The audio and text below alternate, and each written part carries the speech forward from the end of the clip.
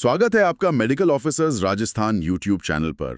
आज हम एक बेहद ज़रूरी और गंभीर विषय पर बात करने वाले हैं। इंट्राक्रेनियल हैमरेज, मतलब खोपड़ी के अंदर होने वाला ब्लीडिंग। हमारे पास इससे जुड़े कुछ मेडिकल दस्तावेज हैं और साथ में सीटी स्कैन की कुछ व्याख्याएं भी हैं। तो आज हमारा मकसद है कि इन स्रोतों से वो खास बातें निकालें जो हमें इन अलग अलग तरह के हैमरेज को समझने और पहचानने में मदद करें।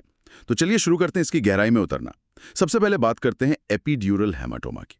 स्रोत बताते हैं कि यह अक्सर सिर में चोट लगने के कारण होता है, खासकर कनपटी टेम्पोरल बोन वाले इलाके में। हाँ बिल्कुल। वहाँ क्या है कि मिडिल मेनिंजियल आर्टरी होती है और चोट लगने पर उसके फटने का खतरा रहता है। अच्छा, ये धमनी है मतलब आर्टरी, तो जाहिर है खून का बहाव तेज होगा इसमें। बिल्कुल, आर्टरी से ब्लीडिंग है तो खून तेजी से जमा होता है और ये जमा होता है खोपड़ी की हड्डी और ड्यूरा मैटर के बीच। ड्यूरा मतलब वो ब्रेन का सबसे बाहरी वाला मजबूत कवर। सीटी स्कैन में इसकी खास पहचान है। ये अक्सर एक लेंस जैसा या कहिए डबल कॉन्वेक्स, मतलब दोनों तरफ से उभरा हुआ सा आकार लेता है। लेंस जैसा? हाँ, लेंस जैसा। और ये चमकदार सफेद दिखता है, हाइपरडेंस, क्योंकि ये ताजा खून होता है। और एक और खास बात बताई गई है कि ये खोपड़ी की हड्डियों के जो जोड़ होते हैं, सूचर लाइंस, उनको पार नहीं कर पाता। ऐसा क्यों होता है? हाँ, ये बहुत जरूरी पॉइंट है इसे पहचानने के लिए। देखिए, जो ड्यूरा मैटर है ना, वो इन सूचर लाइंस पर खोपड़ी की हड्डी से बहुत मजबूती से चिपका होता है। अच्छा। तो जब खून हड्डी और ड्यूरा के बीच फैलता है, वो इन सूचर लाइंस पर आके समझिए कि रुक जाता है, उन्हें क्रॉस नहीं कर पाता। ओके। इसी वजह से वो लेंस जैसी एक सीमित सी आकृति बनती है। स्रोत में एक लूसिड इंटरवल का भी जिक्र है, मतलब चोट लगने के बाद मरीज बेहोश होता है, फिर थोड़ी देर के लिए एकदम ठीक लगता है और फिर अचानक से हालत बिगड़ जाती है। ये तो बड़ा अजीब सा पैटर्न है। होता ये है कि शुरुआती चोट से बेहोशी आ सकती है, फिर जैसे जैसे आर्टरी से खून रिस कर जमा होता है, शुरू में शायद उतना दबाव ना पड़े, तो मरीज होश में आ जाता है, बातचीत करने लगता है, एकदम नॉर्मल। लेकिन क्योंकि खून लगातार जमा हो रहा है, कुछ घंटों में हेमाटोमा इतना बड़ा हो जाता है कि वो तेजी से ब्रेन पर प्रेशर डालने लगता है। इंट्राक्रेनियल प्रेशर बढ़ जाता है और मरीज की हालत तेजी से बिगड़ती है, वो कोमा तक जा सकता है। तो ये जो बीच का ठीक लगने वाला फेस है, ये लूसिड इंटरवल? बिल्कुल, और ये एक तरह का अलर्ट है कि तुरंत एक्शन लेना है। और अगर दबाव बहुत बढ़ जाए तो? स्रोत में क्रेनियल नर्व 3 पाल्सी का भी जिक्र है। सही, जब हेमाटोमा बड़ा होता है और इंट्राक्रेनियल प्रेशर बहुत बढ़ जाता है, तो ये ब्रेन के हिस्सों को खिसकाने लगता है। इसे हम हर्निएशन कहते हैं। खास तौर पर टेम्पोरल लोब का निचला हिस्सा खिसक के तीसरी क्रेनियल नर्व यानी ऑक्यूलोमोटर नर्व को दबा सकता है। अच्छा, वो आंख वाली नर्व? हाँ, जो आंख की पुतली का साइज और कुछ मूवमेंट्स कंट्रोल करती है। इसके दबने से उस तरफ की पुतली फैल जाती है, डायलेटेड प्यूपल, और आंख ठीक से हिल नहीं पाती। बाप रे, ये तो बहुत सीरियस साइन हुआ। हाँ, ये एक बेहद गंभीर संकेत है, बताता है कि ब्रेन पर जानलेवा दबाव पड़ रहा है। ठीक है, तो एपिड्यूरल हेमाटोमा, आर्टरी का फटना, लेंस जैसा आकार, सूचर लाइन पार नहीं करता और कभी-कभी वो ल्यूसिड इंटरवल। क्लियर है। अब अगर आर्टरी के बजाय नसें फटें तो? यहीं पर सबड्यूरल हेमाटोमा की बात आती है ना? बिल्कुल। स्रोत कहता है ये ब्रिजिंग वेन्स के फटने से होता है। ये कौन सी नसें हैं? ब्रिजिंग वेन्स ये पतली नसें होती हैं जो ब्रेन की सतह से ड्यूरा मैटर में मौजूद बड़े वीनस साइनस तक खून ले जाती हैं। ये नसें ब्रेन और ड्यूरा के बीच के सबड्यूरल स्पेस को पार करती हैं। जब सिर पर अचानक झटका लगता है, खासकर तेजी से रुकने या घूमने वाला झटका, जैसे कार एक्सीडेंट में या गिरने पर। अच्छा, एक्सेलरेशन डिसेलरेशन इंजरी जिसे कहते हैं। हाँ वही, तो ब्रेन खोपड़ी के अंदर थोड़ा हिलता है। अब क्योंकि वीनस साइनस तो अपनी जगह फिक्स रहते हैं, इन नाजुक ब्रिजिंग वेन्स पर खिंचाव पड़ता है और वो फट सकती हैं। स्रोत में ये भी बताया कि ये अक्यूट भी हो सकता है और क्रॉनिक भी, मतलब पुराना। हाँ, और क्रॉनिक वाला खासकर बुजुर्गों और ज्यादा शराब पीने वालों में आम है। इसका क्या कारण है? हाँ, ये जरूरी फर्क है। अक्यूट सबड्यूरल हेमाटोमा वो गंभीर चोट के तुरंत बाद होता है। इसमें तेजी से खून जमा होता है। सीटी स्कैन पर यह ताजा खून एपिड्यूरल की तरह ही चमकदार, सफेद, हाइपरडेंस दिखता है। ओके। वहीं क्रॉनिक सबड्यूरल हेमाटोमा धीरे धीरे बनता है, कई बार तो हफ्तों या महीनों में। बुजुर्गों में क्या होता है, उम्र के साथ ब्रेन थोड़ा सिकुड़ता है, सेरेब्रल एट्रोफी जिसे कहते हैं। अच्छा। तो ब्रेन और ड्यूरा के बीच की जगह थोड़ी बढ़ जाती है। इस बढ़ी हुई जगह में ब्रिजिंग वेन्स ज्यादा खिंच जाती हैं। तो कई बार बहुत हल्की सी चोट जो शायद मरीज को याद भी न रहे, उससे भी ये नसें फट सकती हैं। और शराब पीने वालों में? शराब के ज्यादा सेवन से भी ब्रेन सिकुड़ सकता है। और दूसरा, खून के थक्के जमने की क्षमता भी कम हो सकती है, तो मामूली चोट पर भी ब्लीडिंग का रिस्क बढ़ जाता है। और सीटी स्कैन पर ये पुराना खून अलग दिखता होगा? बिल्कुल, समय के साथ खून के कंपोनेंट्स टूटते जाते हैं, इसलिए क्रॉनिक सबड्यूरल हेमाटोमा सीटी पर कम घना, मतलब काला सा, हाइपोडेंस दिखता है। कभी-कभी ये बीच की अवस्था में, सब एक्यूट फेज में, ब्रेन के घनत्व जैसा आइसोडेंस भी दिख सकता है। उसको पहचानना थोड़ा मुश्किल हो जाता है फिर। हाँ, आकार के लिहाज से भी ये एपिड्यूरल से अलग है। स्रोत की छवियों के हिसाब से ये अर्धचंद्राकार, मतलब आधे चांद जैसा होता है, और ये सूचर लाइंस को पार कर जाता है। हाँ, ये एक और महत्वपूर्ण पहचान है, क्योंकि ये ब्लीडिंग ड्यूरा के नीचे सब ड्यूरल स्पेस में है, तो ये सूचर लाइन से नहीं रुकता। ये ब्रेन की गोलाई के साथ साथ फैल सकता है, पूरे हेमिस्फेयर पर एक क्रेसेंट शेप, अर्धचंद्र जैसा आकार ले लेता है। स्रोत में मिडलाइन शिफ्ट का भी जिक्र है, मतलब ब्रेन का अपनी जगह से खिसकना, वो तो दबाव का संकेत है ना? हाँ, बिल्कुल। वो बताता है कि हेमेटोमा काफी प्रेशर डाल रहा है। ये एपिड्यूरल और सबड्यूरल दोनों में हो सकता है, और ये सीरियसनेस बताता है। और शेकन बेबी सिंड्रोम में भी इसका जिक्र है। हाँ, दुख की बात है, लेकिन छोटे बच्चों को जोर से हिलाने पर उनकी गर्दन कमजोर होती है, ब्रेन नाजुक होता है, तो ये ब्रिजिंग वेन्स आसानी से फट सकती हैं, जिससे सबड्यूरल हेमेटोमा हो जाता है। ये बाल शोषण का एक गंभीर संकेत है। चलिए अब एक और प्रकार पर आते हैं, सब अरेक्नॉइड हेमरेज। नाम थोड़ा अलग है। ये कहाँ होता है? स्रोत कहता है कि ये या तो ट्रॉमा से होता है या फिर किसी एन्यूरिज्म या एवीएम के फटने से। सब अरेक्नॉइड स्पेस, ये ब्रेन और उसके ऊपर की एक पतली झिल्ली, अरेक्नॉइड मैटर, के बीच की जगह है। इस जगह में सेरेब्रोस्पाइनल फ्लूइड सीएसएफ बहता है, जो ब्रेन के लिए कुशन का काम करता है। अच्छा, सीएसएफ वाली जगह में ब्लीडिंग। हाँ, जब इस स्पेस में खून बहता है तो उसे सब अरेक्नॉइड हेमरेज या एसएएच कहते हैं। सिर की चोट, ट्रॉमा, इसका सबसे आम कारण है। लेकिन बिना चोट के अपने आप होने वाला जो स्पॉन्टेनियस एसएएच है, वो अक्सर ब्रेन की किसी आर्टरी में बने गुब्बारे जैसे उभार, जिसे सैक्युलर या बेरी एन्यूरिज्म कहते हैं, उसके फटने से होता है। Berry aneurysm.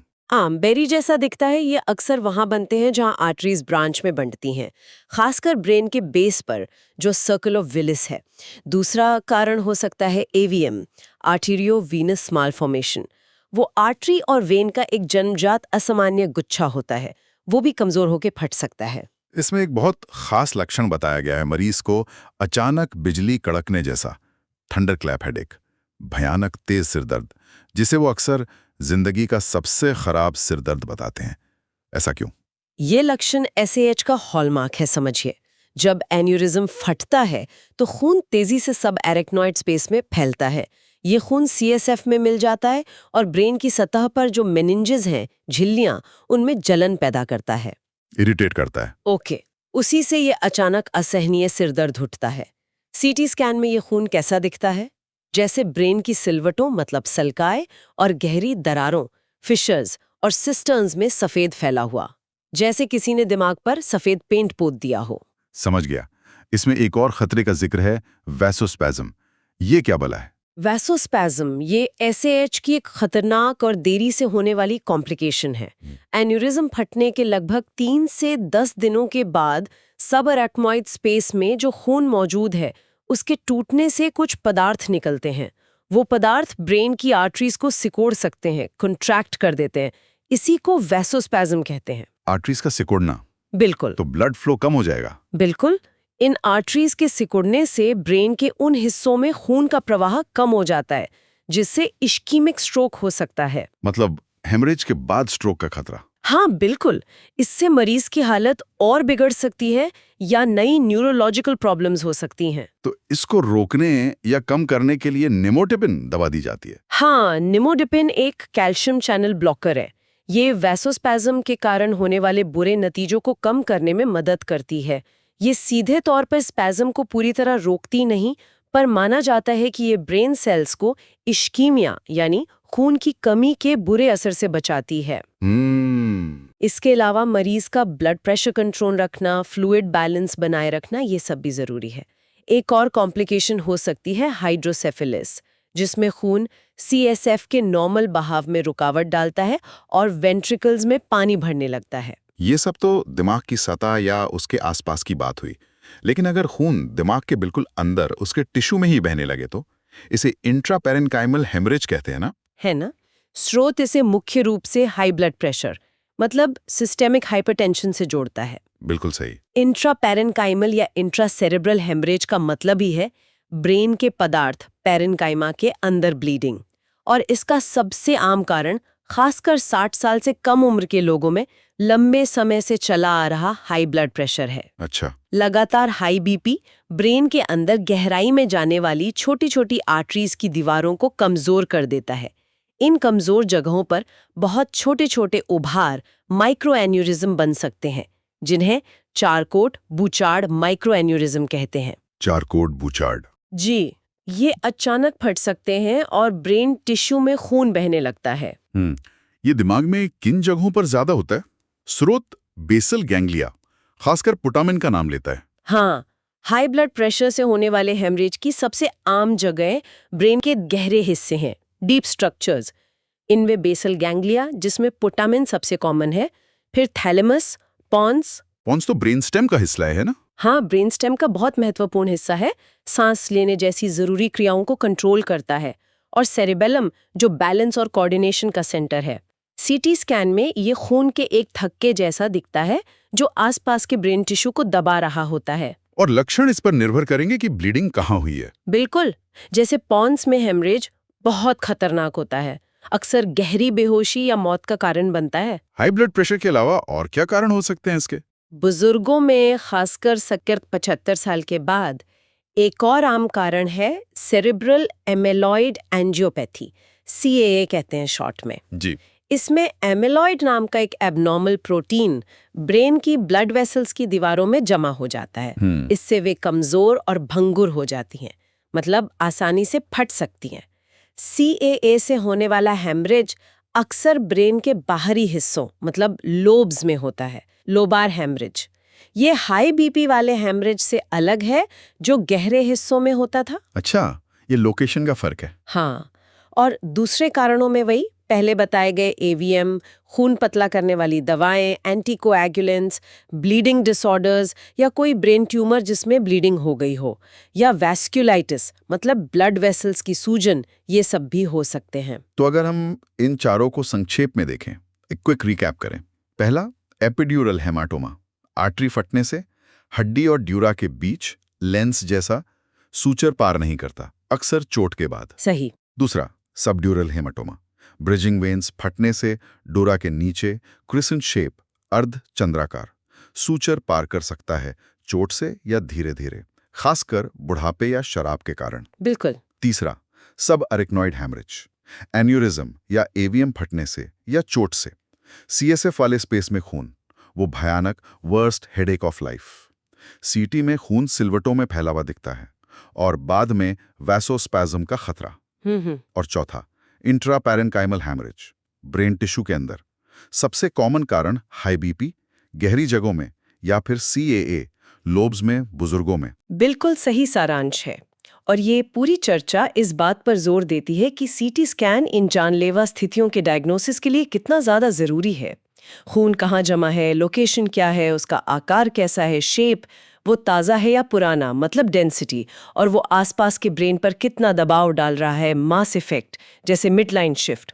ये सारी जानकारी हमें न सिर्फ हेमरेज का टाइप बताती है, बल्कि उसके संभावित कारण, उसकी गंभीरता और आगे के इलाज की दिशा तय करने में भी मदद करती है। वाकई CT स्कैन ने इन मामलों के मैनेजमेंट में क्रांति ला दी है।